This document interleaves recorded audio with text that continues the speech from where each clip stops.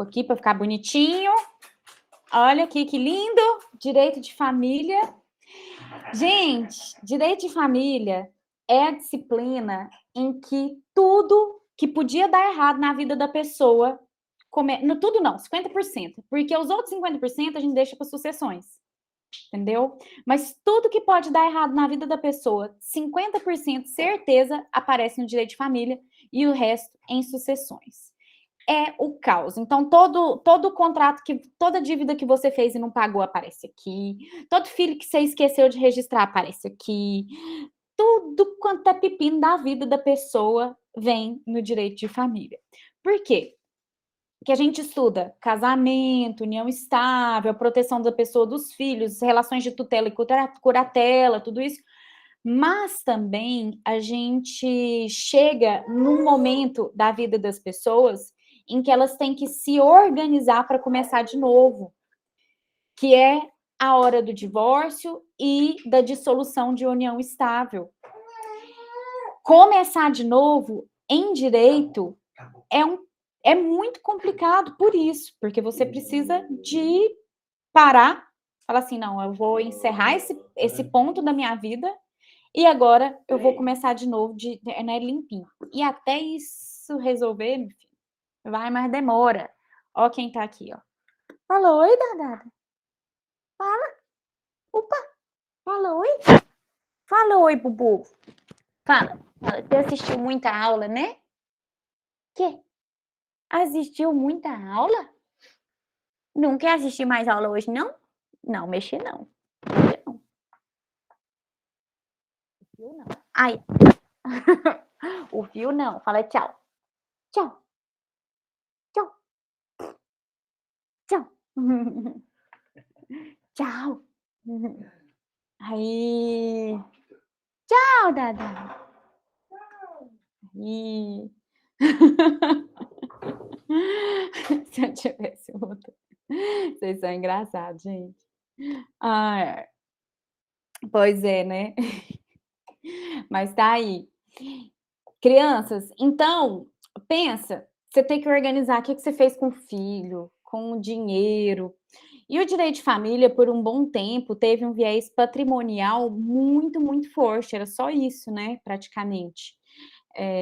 Hoje não, hoje a gente tem uma consideração do afeto nas relações de família que é muito mais marcante e que interferiu em todas as nossas definições, praticamente, tá? Então, vou colocar aqui a nossa ementa, aí, ó, o meu filhote, que eu fiz, que gracinha, tá aí. Então, a gente estuda casamento, união estável, e aí tem a separação, o divórcio, direitos e deveres recíprocos entre os cônjuges, proteção da pessoa, dos filhos, tutela, curatela, adoção. Adoção, a gente não vê adoção com profundidade, não, tá?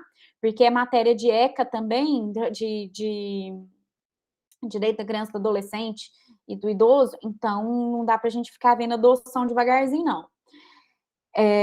Mas de resto, a gente precisa passar em tudo lá no Código Civil, tá bom?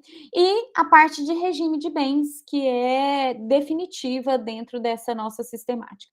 Da bibliografia, eu gosto, você sabe, eu gosto do Tartucci, gosto do Pablo Stolze, gosto do Carlos Roberto Gonçalves, gosto, a Maria Helena Diniz, eu tenho um pouco de problema com ela, porque eu acho que ela repete muito, eu não gosto do texto, mas se você gosta também, ela é muito boa. Tem um que ele é antigo para danar, mas o livro dele foi atualizado, estava bom, que é o Arnoldo Valde. Ele, para direito de família, também é muito, muito respeitado. E tem a Maria Berenice Dias, tá? Maria Berenice Dias, você já deve até ter ouvido falar dela. Em direito de família, ela é respeitadíssima, tá? Qual que é o problema da Maria Berenice Dias aqui para Goiás? Ela é uma autora de vanguarda, né? E Goiás é um estado muito tradicional em alguns pontos. Em direito de família, nós temos uma reticência muito grande quanto ao reconhecimento de algumas figuras, tá? Dentro do estado de Goiás. Mas, se você cita Maria Berenice Dias, ninguém te olha torto não, porque ela é muito, muito respeitada, tá? O Pablo Stolze, eu não sei, eu acho que ele ainda está na vara de família, né, ele era juiz de família, então essa parte do livro dele foi uma das que ele mais demorou a publicar, porque é a parte que ele dava mais aulas. A professora Maria Isabel Melo, né, aquele livro que eu gosto do Sebastião de Assis Neto, do Marcelo de Jesus e da Maria Isabel. Maria Isabel é a autora de Direito de Família, a família dela. Eu quero até ver se eu trago ela aqui para falar com vocês. Muito possivelmente quando a gente voltar no presencial, porque eu quero levar ela no presencial para nós, tá?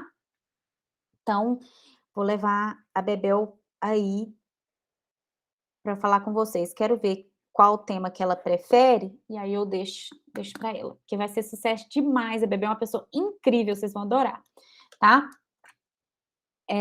Que mais? Deixa eu ver. Acho que é isso. Acho que é isso. Alguns pontos vocês vão reconhecer que a gente acabou observando ao longo do nosso tempo. Por exemplo, parentesco, a gente já conversou sobre isso, né? Porque não tem como, muitas vezes, a gente tratar de um assunto sem passar por direito de família. E aí, em família, é quando a sua vida vai ficando mais complicada, porque o direito civil todo tem que ser ressuscitado nesse momento. Porque para entender uma coisinha, para você fazer um divórcio, você tem que resolver contrato, você tem que resolver obrigação que ficou pendurada, dívida, tudo. Às vezes tem até um inventário ali no meio do patrimônio. Não, é um inferno na vida da pessoa, tá?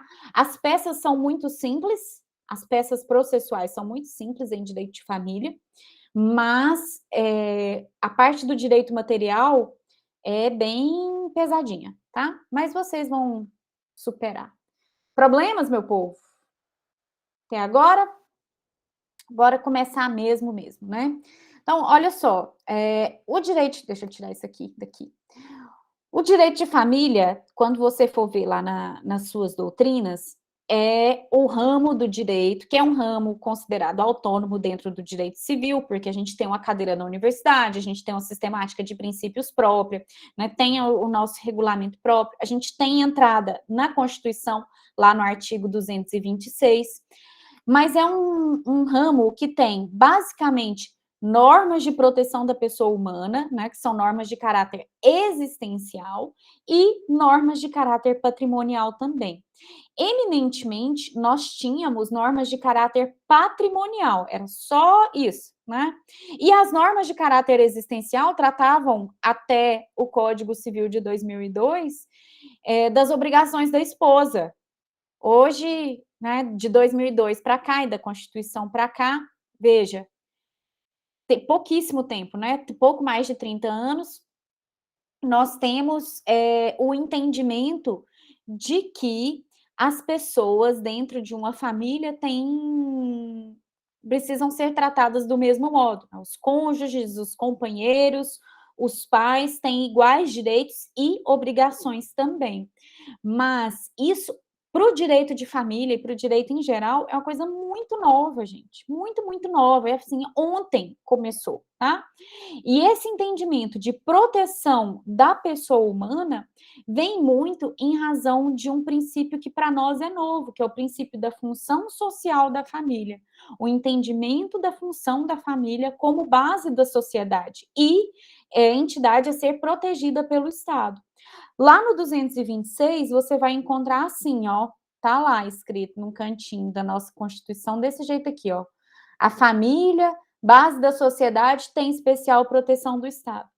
Para que serve essa especial proteção do Estado? No artigo 226, o Estado precisa ficar lá pensando o que, a família está fazendo, escolhendo as coisas para as pessoas e mandando nas escolhas das pessoas. Isso é proteger a família? Para você saber que tipo de proteção a família precisa, você precisa entender qual é a função social que a família exerce. Porque é essa função social que precisa ser protegida pelo Estado.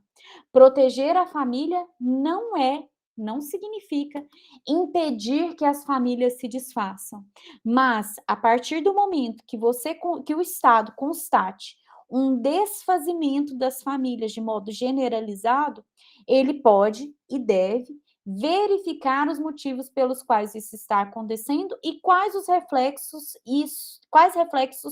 isso gera dentro das famílias, tá? Vou te dar um exemplo agora. Eu tenho até um aluno que está fazendo a pesquisa sobre isso. Ele trabalha num cartório, um cartório grande aqui em Goiânia, e houve um aumento muito grande, muito significativo, durante a pandemia, dos divórcios consensuais feitos em cartório, tá? Então, isso é estatístico. Por quê? As pessoas ficam em casa, as pessoas não estão bem, gente, não estão mesmo. As pessoas não estão bem, e aí o povo divorcia mesmo. Ai, prof, divórcio é uma coisa muito ruim. Depende. Eu tenho um cliente que já chegou lá no escritório, a pessoa, gente, quando sai o mandado de averbação do divórcio, ela vira outra. Ela fica corada. A pessoa fica bem, entendeu? Porque saiu o mandado de averbação de divórcio, a carta de libertação, entendeu? É um momento de libertação, de desamarrar a vida da pessoa. É muito bom quando você vê um divorciado feliz. Então, isso é ruim? Não, de jeito nenhum. A pessoa está recebendo a oportunidade de começar de novo. Ruim é quando você sabe que, por questões de saúde mental, as famílias não conseguiram ficar juntas, porque não porque não quiseram, mas porque não tiveram amparo em saúde mental. E isso é muito sério, porque a função social da família é ser o local de realização da felicidade e dos sonhos humanos. Não é lindo isso? Olha a coisa mais linda. A família é o locus de realização dos sonhos e da felicidade humana. É muito bonito isso, gente. Essa é a função da família, gente. E é essa função que o Estado precisa proteger. A base da nossa sociedade é que as pessoas se juntam para serem felizes e para alcançar seus próprios sonhos, para terem um porto seguro, né? A função da família é essa. Não é função reprodutiva. A gente já tem muitos habitantes no planeta, já, muitos. Nós temos uma estatística de que até 2100, até 2050, nós teremos 9 bilhões de pessoas, 9 bilhões de pessoas, mais de 9 bilhões de pessoas no planeta. E a gente tem um problema de produção de alimentos. A nossa função não é só meramente reprodutiva, tá? A função da família não é reprodução. A função da família é permitir que as pessoas sejam felizes e tenham segurança dentro da busca dos seus sonhos, amparo, tá? É bonito isso. Direito de família é lindo, gente. Eu adoro. Eu sou suspeita. Então, considerando essa função do direito, essa função das famílias, tá? Nós temos, a partir desse entendimento, normas de proteção da pessoa humana. E não são só normas de proteção física, pura e simplesmente falando. A gente considera a dignidade dentro de um espectro muito mais amplo do que aquele do mínimo existencial. Mas a gente entende também a possibilidade de as pessoas serem felizes, serem amadas e se sentirem consideradas dentro das suas famílias como parte desse entendimento. Por isso, aqui, dentro das normas de direito de família, hoje a gente tem essa leitura de proteção do caráter existencial e da felicidade das pessoas, mas nós temos um rol de princípios que reflete esse entendimento. A dignidade humana hoje está muito ligada ao princípio da afetividade, tá? Então, toda vez que a gente falar em dignidade humana, você precisa ler junto com isso que vida humana digna dentro da família é a possibilidade de sentir o afeto e de buscar os seus próprios sonhos. a sua felicidade. E o direito à busca da felicidade, que está aqui, né, coloquei aqui para você, foi reconhecido pelo STF, você sabe bem disso. A gente, depois, se você quiser, eu até posto para você a decisão de novo, tá? Mas tem um julgado importantíssimo do STF reconhecendo o direito à busca pela felicidade. E esse julgado foi produzido a partir de análise de relações homoafetivas, tá? A partir da análise de uma família homoafetiva e para perceber a possibilidade de as pessoas constituírem assim também família. Então lá o STF, a partir do momento que reconheceu o direito à busca pela felicidade e a dignidade humana, o afeto nas relações de família, nós temos algumas consequências importantes, que são o reconhecimento de novas formas de família, de novas formações familiares, da relação de amor necessariamente existente entre os pais e seus filhos, entre as pessoas que criam filhos de outras pessoas e também são pais e mães. Então, isso abriu um leque muito grande. Porque qual era o nosso problema? O povo virava e falava assim: ah, mas fulano não pode ter dois pais. Como que o padrasto é pai e o pai também é pai? Aí a pessoa vai receber duas heranças quando os dois morrerem? De dois pais? Uai, vai! Mas isso dentro do direito civil era uma coisa tão impensável, né? Porque a gente tinha um bloqueio por conta das normas muito fixas de caráter patrimonial. E essas normas foram criadas, o direito civil surgiu em torno dessas normas patrimoniais do direito de família. Quando a gente estuda direito romano, a gente percebe que todo esse arcabouço legislativo que nós temos, e que vem desde os romanos, desde os povos antigos, desde os indianos e tudo mais, o próprio casamento foi criado para conservar o patrimônio da família. As crianças só têm essa visão que a gente tem hoje de amor, de cuidar dos filhos e tudo mais, da metade dos anos 50, mais ou menos, para cá.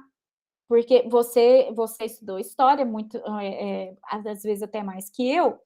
Você sabe que durante a Revolução Industrial as crianças eram trabalhadoras das fábricas, assim como os adultos, né? E a gente tinha, inclusive, máquinas feitas para as crianças operarem. Então, as máquinas eram feitas e produzidas, os equipamentos, porque as mãozinhas iam alcançar ali. Era feito para a criança trabalhar. Porque crianças eram mini adultos. Ninguém tinha esse entendimento que a gente tem hoje, que a criança tem que sonhar, tem que brincar, tem que ser feliz, enfim, né? Não era assim. Isso é muito novo na nossa história. E até hoje você escuta, né? Quem é pai e mãe fala assim: ah, tem que apanhar, tem que dar serviço, tem que isso, tem um monte de coisa. Esse pensamento é a nossa humanidade inteira, veja. Né? E o direito civil foi criado dentro disso, para preservar patrimônio. O casamento foi criado dentro disso. Você que é cristão, cristã, me responde um questionamento. Na Bíblia, tem o casamento, lá no Antigo Testamento, tem casamento? Deus criou casamento com o ritual?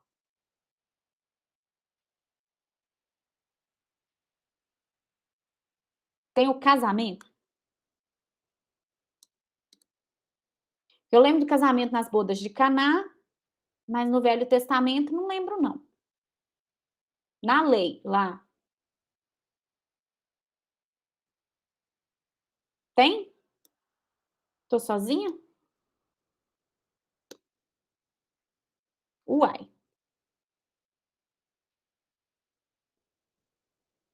Cadê o povo que sabe mais de Bíblia que eu? Aqui acho que a gente não tá sabendo muito. E aí eu pergunto, tem o divórcio?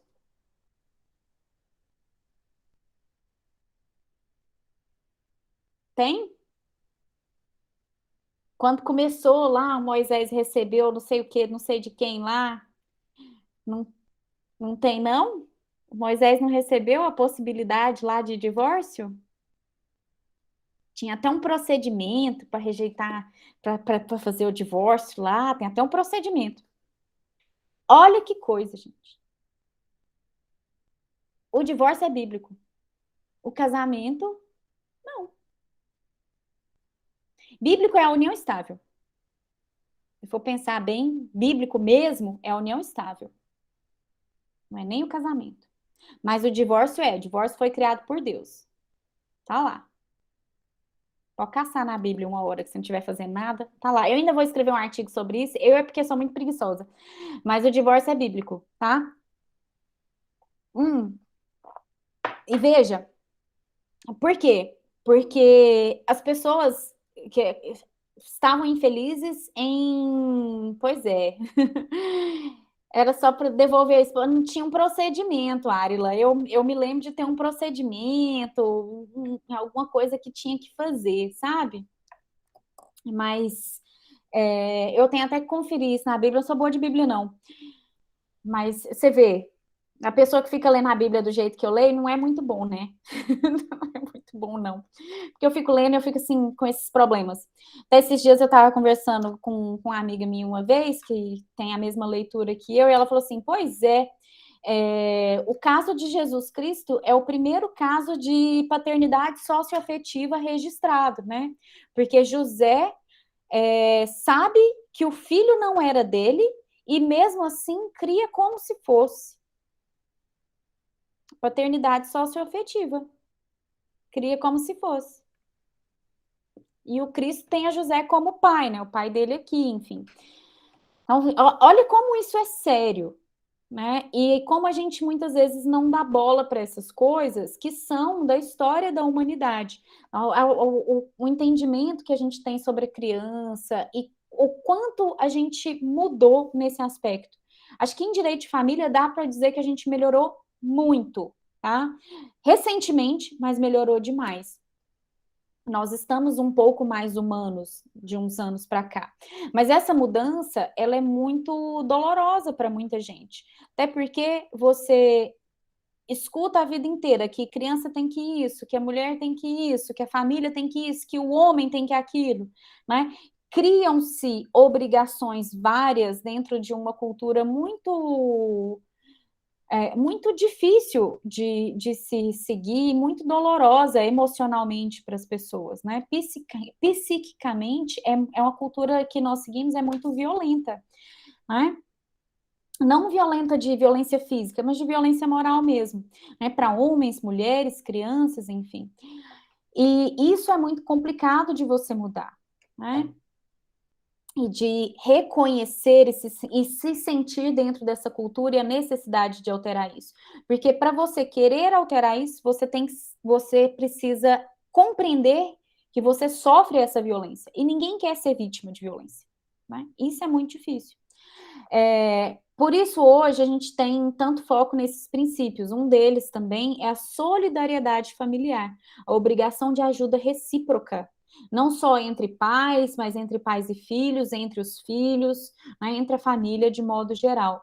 O princípio de igualdade entre os filhos também é um princípio novo, porque até uns anos atrás, o filho mais velho, principalmente o filho mais velho, né, tinha muito mais direitos, inclusive de ordem patrimonial, do que os demais filhos.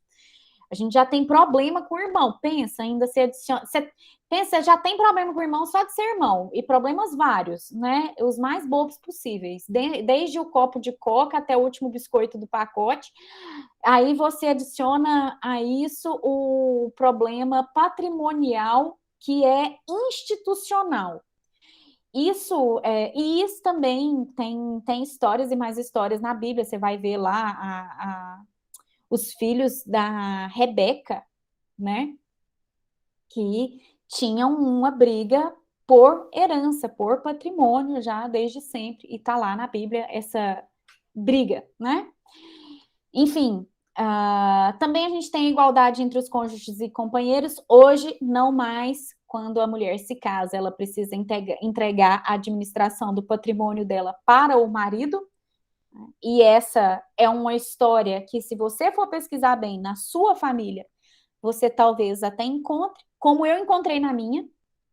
Né? A minha trisavó, segundo a lenda, era uma pessoa de muitas posses, mas ficou viúva muito cedo, e aí todo o patrimônio dela foi entregue para os irmãos. E os irmãos venderam tudo e ela ficou na miséria. Então, você veja, não é uma coisa assim tão distante de nós, porque é uma história da qual a minha mãe, a minha avó se lembra. Né? Ela não, a história não se perdeu ainda, não é um parente tão impossível de. A minha trisavó chegou a me conhecer, me viu, eu sou a neta mais velha, né? Então, enfim. Daí nós temos depois o princípio de não intervenção na família, ou o princípio de liberdade. Pronto, mas o Estado não tem que proteger a família? Proteger é não interferir nos aspectos relacionados à busca da felicidade, mas para resguardar o interesse da criança, do adolescente, a igualdade entre os cônjuges, a solidariedade, enfim, a igualdade entre os filhos. É uma linha muito tênue. Não estou dizendo para você que não interferir seja fácil, mas aí a gente também. E não interferir não é aquela história, briga de marido e mulher, não mete colher. Para, né, gente? Supera.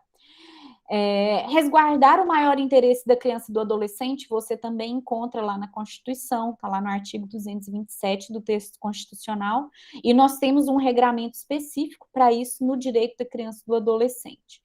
Tá?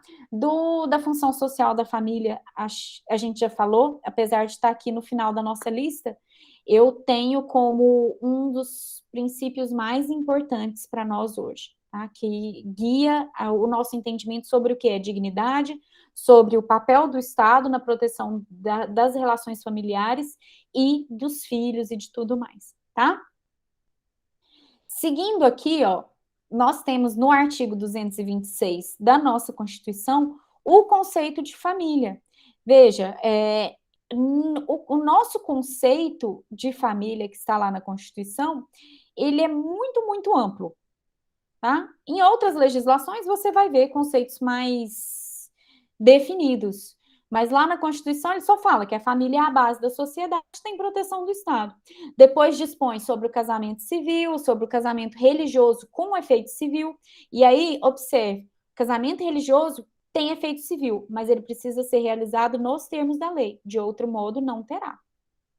De outro modo, o casamento religioso, sem a forma estabelecida na legislação, serve como prova de união estável.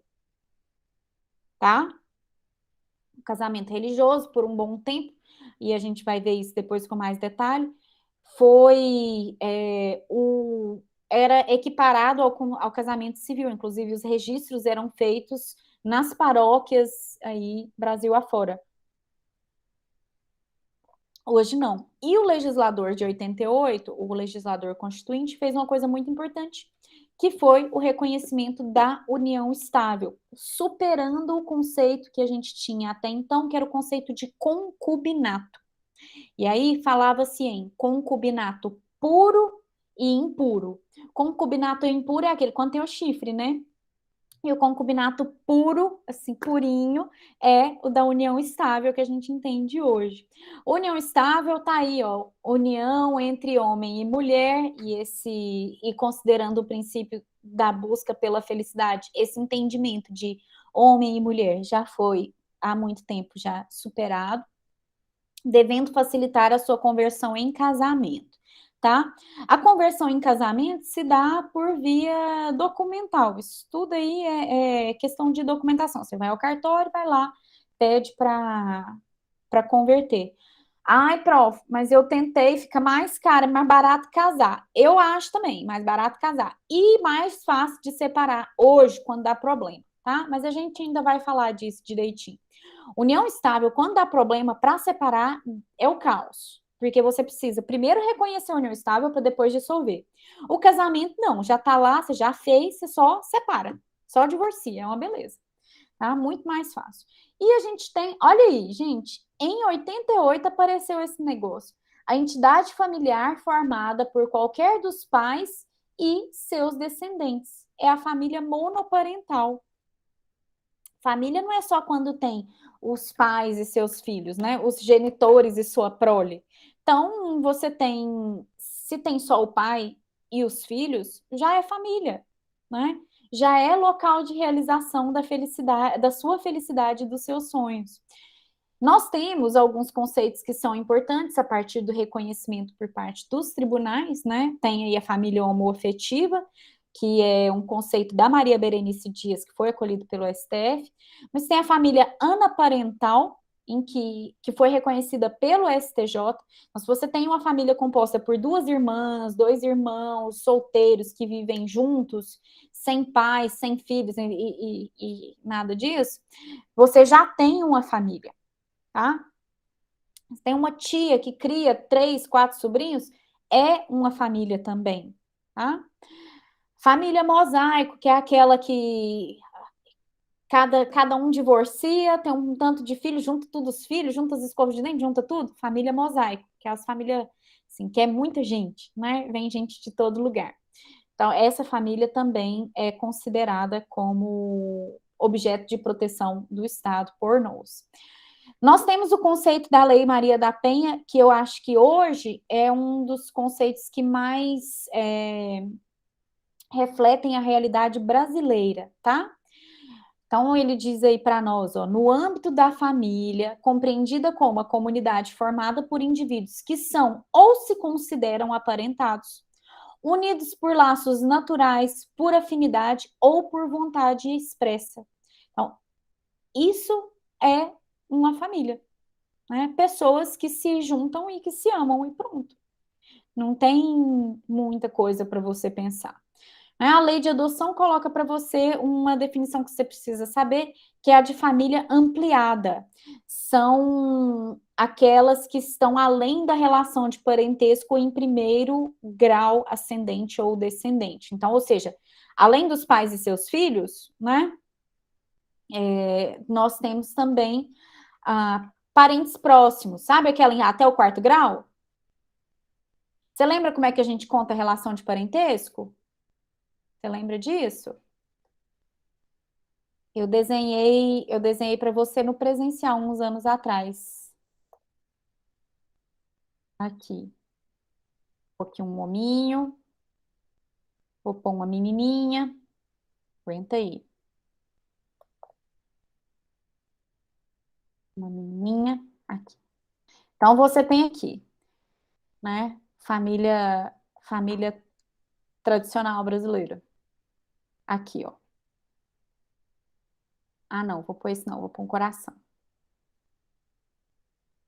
Aguenta. Você tem o casal e aí você tem os filhotes, né?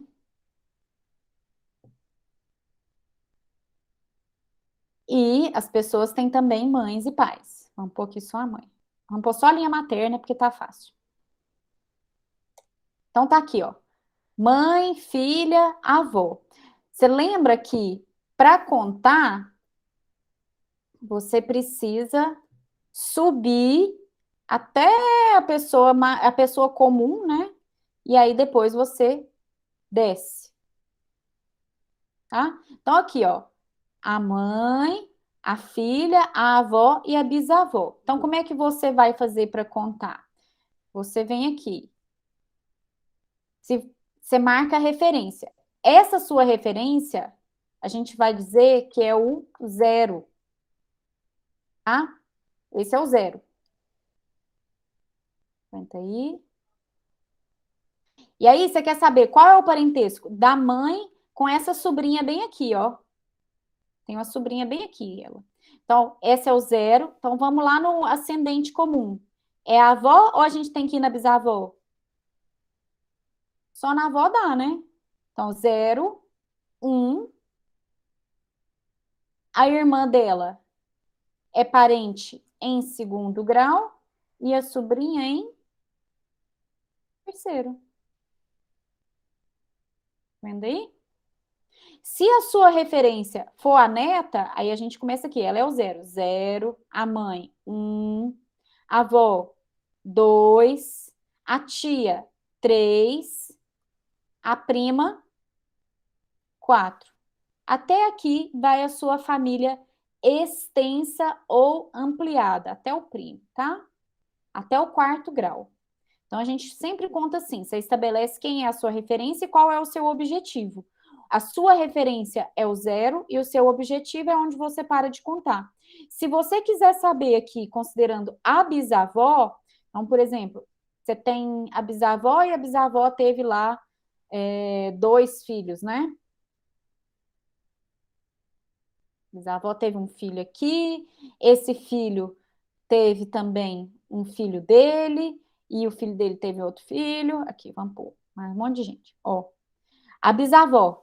Então, eu quero saber o meu parentesco aqui, da neta, com esse outro neto aqui, ó, tá lá longeão.